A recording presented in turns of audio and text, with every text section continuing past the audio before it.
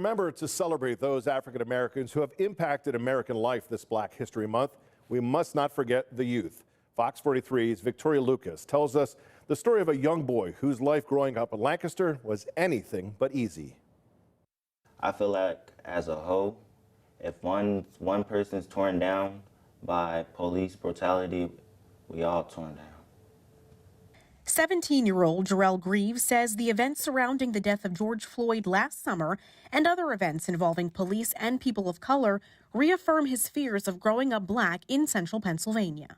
Greaves grew up in Lancaster City with his family in housing for low-income residents. His parents then moved to the suburbs of Lancaster for a better life. However, Greaves says he still doesn't feel safe. Instead, scared to go out. It's just the feeling of being stopped. Racial profile, cussing at you. I'm speechless. And these feelings began back in middle school, where he said he was constantly ignored and targeted. I raise my hands, they don't call on me. I raise my hands, they don't help me, they go to the other person. Then I just get called down to the office every single day. I assess every day. Greaves' mother wasn't surprised at all. I knew that as my son being Black, I felt anyway that he was just being a target. Greaves and Minister Rokins felt that a change was needed, and they took steps toward that. First, by protesting with many last summer. What was his name? George Floyd. What was his crime? Being Black. And several months later, Greaves decided to create a song to provide a voice for the youth. They shoot her cause we're Black, what's that supposed to mean?